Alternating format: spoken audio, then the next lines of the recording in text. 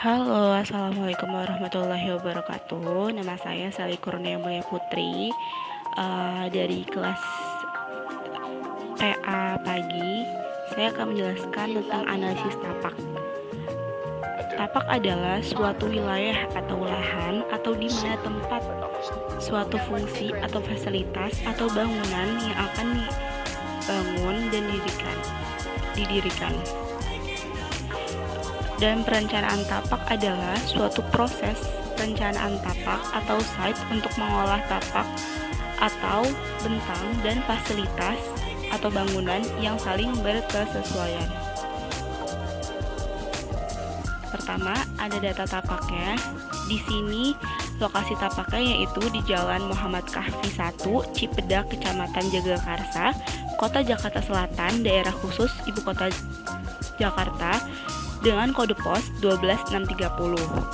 Di sini lokasi tapaknya berdekatan dengan jalan, yaitu pertama dengan Jalan Muhammad Kahfi 1 yang memiliki lebar 6 meter, lalu ada Jalan Asli yang memiliki lebar 3 meter.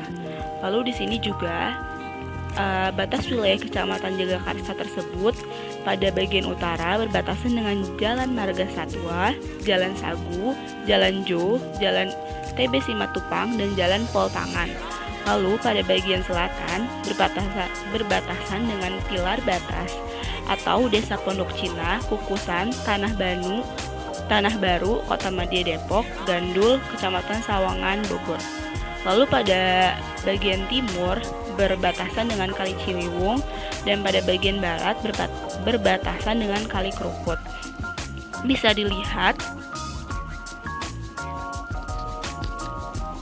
ini kondisi tapaknya, yaitu berkontur dengan bentuk konturnya itu semakin ke belakang itu semakin ke bawah. Nah, pertama kondisi tapak yang bisa dilihat dari sini.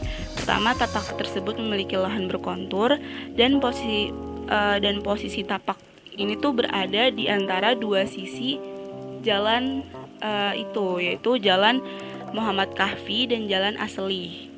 Berarti tapak tersebut ini berada di hook.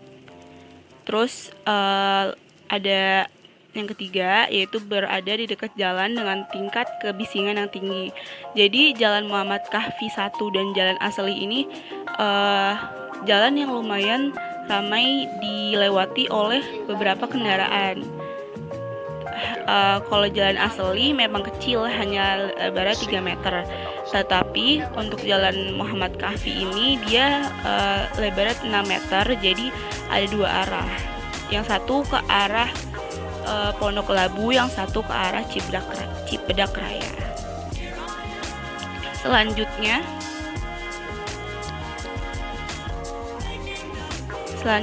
ada data tapak selanjutnya, itu batas tapak untuk bagian timur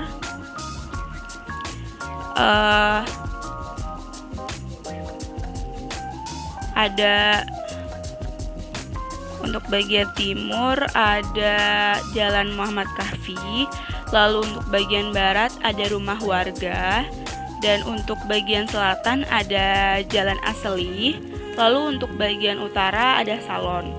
Nah, untuk peraturan dan tata guna lahannya, di sini ada garis padan jalan, lalu ada garis padan bangunan sebesar 3 meter, lalu ada luas lahan sebesar 5.000 meter persegi, lalu KDB yang didapat atau koefisien dasar bangunan yaitu 50%, lalu KLH atau koefisien lahan bangunan sebesar 1,5, lalu untuk KDH koefisien dasar hijau sebesar 45%.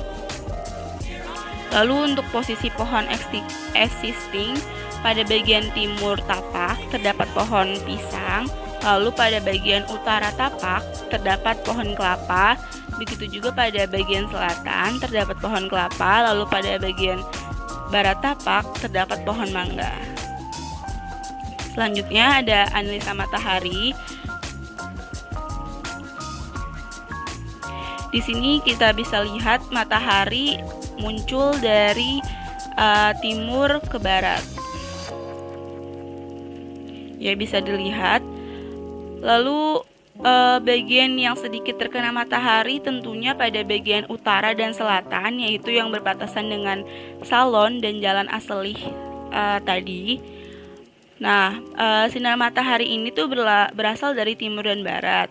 Dan sinar matahari yang baik yang masuk ke dalam bangunan itu dari arah timur, yang dimana dapat digunakan menjadi pencahayaan alami, sehingga bangunan dapat dikatakan atau dapat mengurangi penggunaan energi.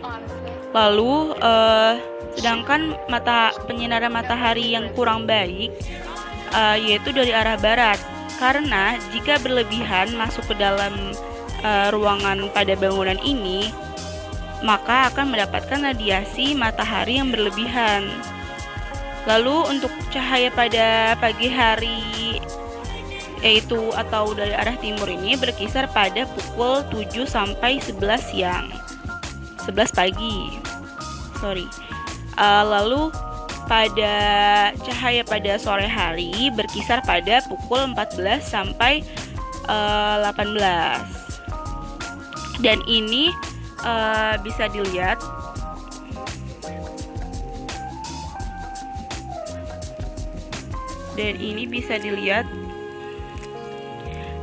sunpadnya, diagram sunpad.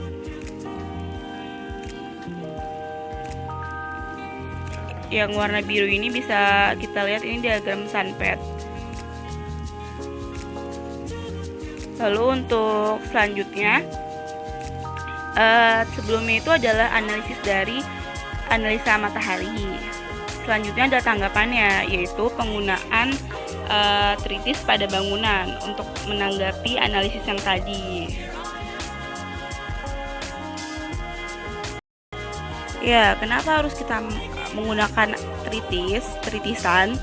Penggunaan tritisan pada bangunan dapat diperoleh efek pembayangan atau sun shading yang menghasilkan pengurangan sinar matahari yang masuk ke dalam bangunan, sekaligus juga akan mengurangi beban radiasi panas ke dalam bangunan.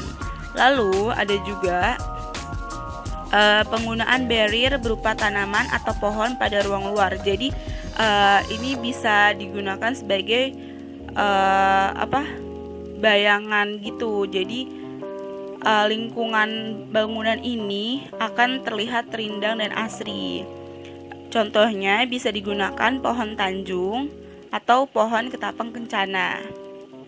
Lalu selanjutnya ada penggunaan fasad, jadi penggunaan double skin fasad pada bangunan barat, yang bagian barat.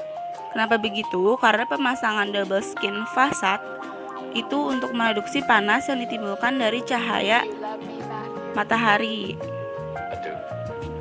Dan biasanya material yang dipakai yaitu material kaca, dan material kaca yang digunakan pada double skin fasad ini bisa digunakan sebagai pemandangan juga. Jadi sebagai material yang tembus pandang, jadi kita dari dalam ruangan juga bisa lihat keluar.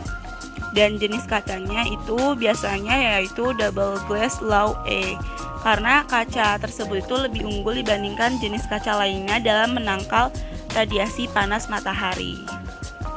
Selanjutnya ada analisa kebisingan.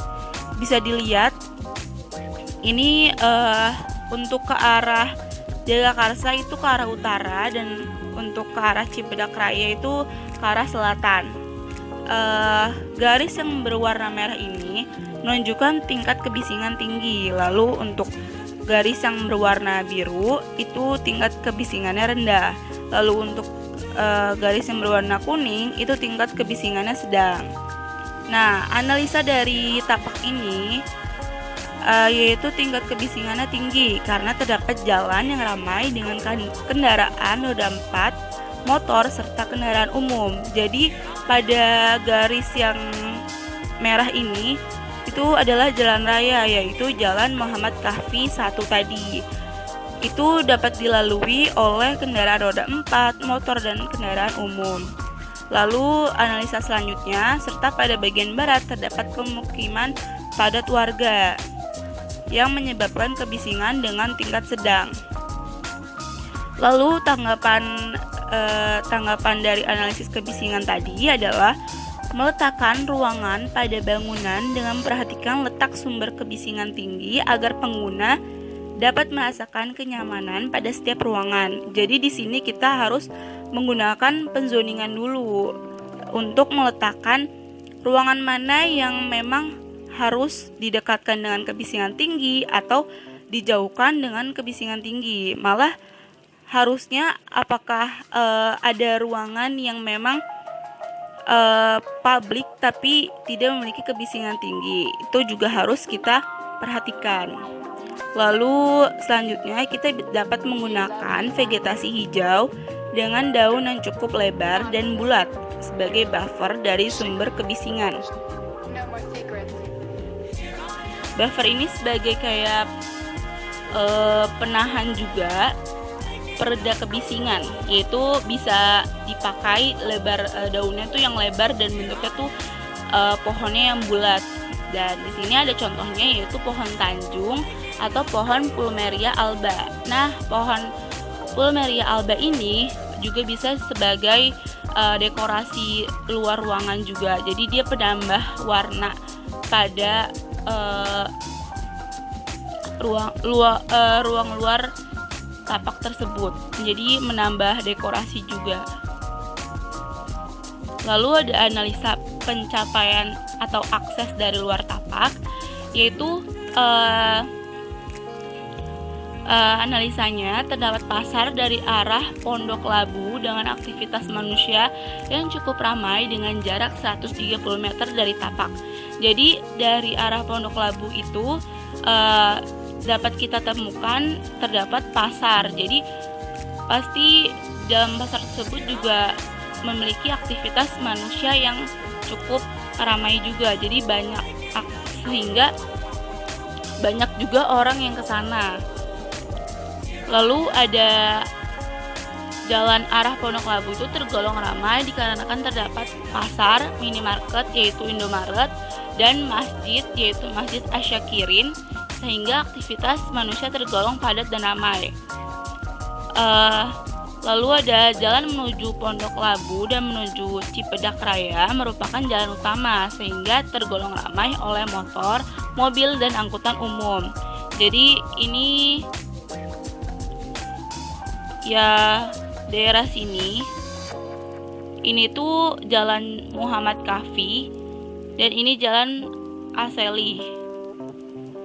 Nah, yang Jalan Muhammad Kahfi ini tergolong ramai karena memang dia dilewati oleh motor, mobil, dan angkutan umum. Lalu tapak tersebut dapat diakses oleh kendaraan pribadi seperti motor, mobil, hingga kendaraan umum seperti angkutan umum hingga bus. Nah, tanggapannya, penempatan pintu gerbang masuk pada jalan menuju Pondok Labu dari arah Cipedak Raya. Kenapa? Karena agar pengguna dengan kendaraan umum dan pribadi dapat menjangkau. Jadi orang-orang yang ingin ke tapak tersebut ini jadi dapat menjangkaunya sehingga mudah ditemukan dan strategis tempatnya. Lalu untuk analisa arah angin, jadi di sini arah anginnya itu dipengaruhi oleh angin muson barat yang bertiup dari arah utara ke arah tenggara dengan kecepatan rata-rata 10 km per jam. Nah, tanggapannya apa? Tanggapannya, bangunan dirancang sebagai dua masa bangunan. Kenapa? Karena agar angin yang ini agar bisa masuk ke sela-sela bangunan ini sehingga sirkulasi bangunan dan pergantian udaranya itu enak dan baik. Lalu penggunaan ventilasi silang agar udara dapat keluar masuk dengan baik pada ruangan. Jadi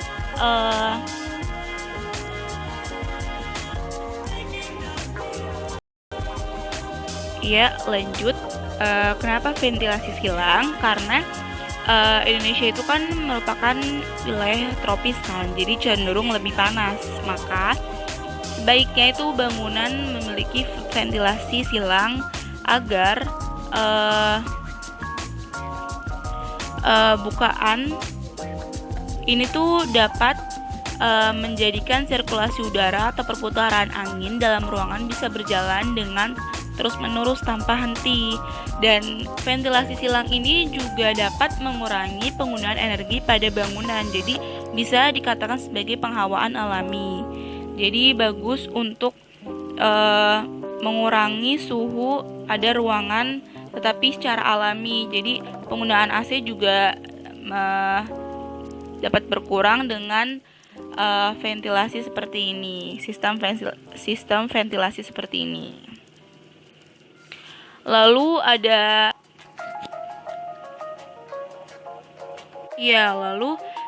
analisa view. Di sini analisa view terdapat ABCD. Lalu pada view yang pertama yaitu A, ada Jalan Muhammad Kahfi 1. Lalu ada view B yaitu Jalan Anseli. Lalu ada C yaitu pemukiman warga yang padat. Lalu ada D yaitu salon. Nah,